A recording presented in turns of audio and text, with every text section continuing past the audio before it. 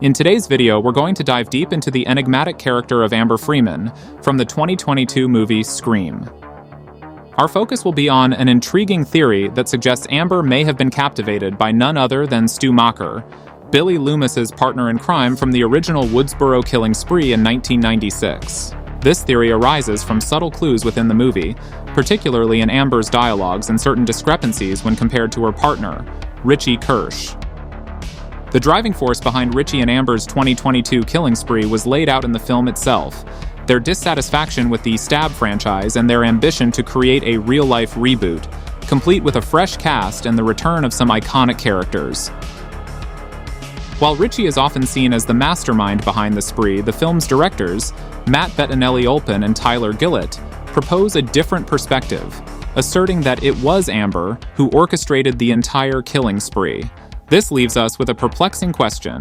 Why did she present herself as Richie's accomplice? Why did she willingly take a back seat to Richie? To grasp this theory better, we'll analyze Amber's dialogues, behavior, and actions throughout the movie. During the movie's climax, Amber shares a compelling revelation with Sidney Prescott and Sam Carpenter. She said that her parents acquired 261 Turner Lane, the former residence of Stu Macher and the site of the infamous 1996 murders. From that moment on, she delved into researching the killings and developed an interest in the Stab franchise.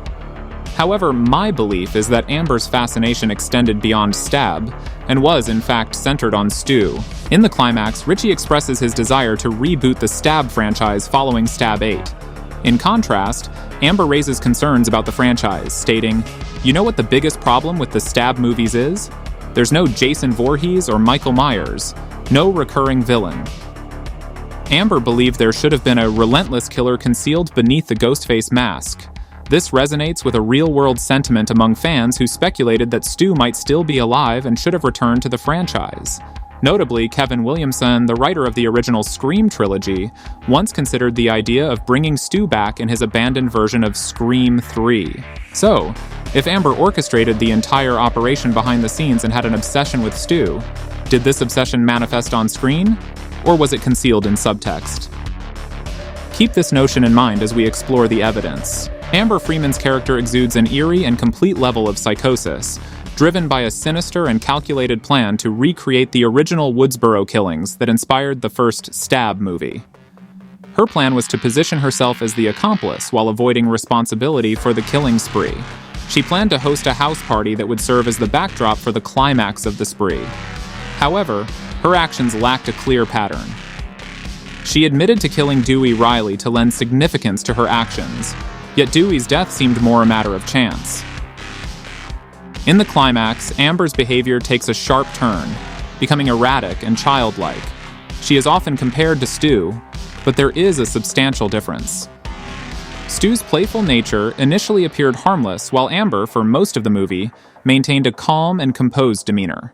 Her childlike behavior in the climax appears to intentionally imitate Stu Macher, the unstable accomplice influenced by the person in charge. In contrast, Amber's love for the Stab franchise seems questionable throughout the movie.